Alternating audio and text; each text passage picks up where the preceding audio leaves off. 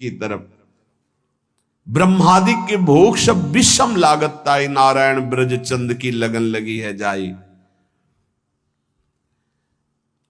अजपा जाप को निरंतर चलाने के लिए एकांत में भगवान की कुछ स्तोत्र और प्रार्थना है, उनको गाइए और रोइए, प्रभु से प्रार्थना कीजिए।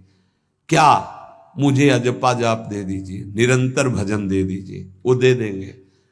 हमने संतों से सुना है कि भगवान भजन मांगने की बात को बड़ी जल्दी पूरी करते हैं, कि मुझे अखंड भजन दे दीजिए, हृदय से जब चाहोगे तब। वो अंतर्यामी है, वो आपके अंदर बैठे देख रहे हैं। भगवान मुझे भजन दे दिए, आपके चल रहा विविध भोगों की, तो पहले उन भोगों को नष्ट करेंगे या पूर्ण कराएंगे, तब आखिरी बातें आएगी। जब विभीषण जी श्री भगवान के सन्मुख गए तो भगवान ने सबसे पहली बात पूर्ण की, जो लंका में चलते समय भाव आया था कि भगवान के चरणों का आश्रय लेकर उनके बाहुबल से इस रावण का विनाश करके जिस सिंहासन पर बैठकर इसने लात मारी, यहीं बैठूंगा आके।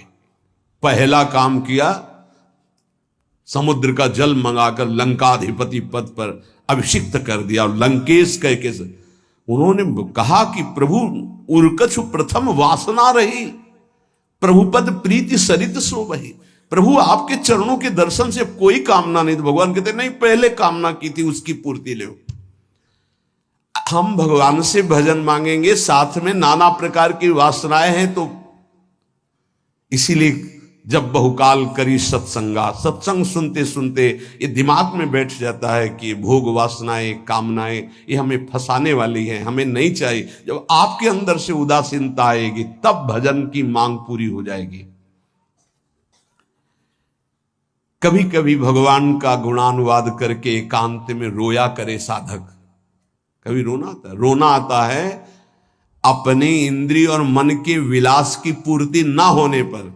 इतने मोटे मोटे आंसू गिरते, तब लगता है कितने कीमती आंसू कितने घटिया जगह में गिरा रहे हो। अरे इन्हीं से प्रभु को खरीद लेते हैं। अगर उनके लिए रो देते तो इतने करुणामय है वो कि आपको आभास होने लगता। भले हम अंतःकरण उस कोटि की व्याकुलता नहीं कि मेरे प्रभु हम पर कितनी कृपा कर रहे हो, अगर हृदय से उनको पुकारे तो निश्चित वो अनुभव में आ जाते हैं। छोटी छोटी बातों में लोग रो देते हैं, ऐसे रो देते हैं, मोटे मोटे आंसू चल रहे बात में ऐसे, और प्रभु की चर्चा हो जाए घंटों, कोई फर्क नहीं पड़ेगा। ये तो आश्चर्य लगता है। और भक्तों को चाहे जितना भीषण कष्ट हो, कभी आंसू नहीं निकल सकते। जब आंसू निकलेंगे तो भगवत भाव में निकलेंगे। कह रहे नारायण स्वामी कि अजपा जाप के लिए भगवान से प्रार्थना करो। कभी कभी एकांत में उनके स्तोत्र हैं, गुण हैं, उनको गा गा कर रो, उनसे प्रार्थना करो, हे दीन बंधु मुझे अपना अखंड भजन दे दो। जो चाहिए सब प्राप्त हो जाएगा। भजन से क्या नहीं प्राप्त हो सकता। एकांत में बैठकर रोने से, ऐसे प्रतिदिन जब आप नियम बना करके प्रभु से प्रार्थना करेंगे। मीराबाई जी ऐसा ही करती थी, रात्रि में गिरधर से बात करती थी, प्रार्थना करती थी। नारायण स्वामी जी कह रहे हैं उपासक ये बिल्कुल ध्यान रखे, यदि नाम सिद्ध करना है तो झूठ बोलना शपथ पूर्वक त्याग दे। झूठ नहीं बोलूंगा। सत्य बोलना इस अजपा जाप के लिए निहायत जरूरी है।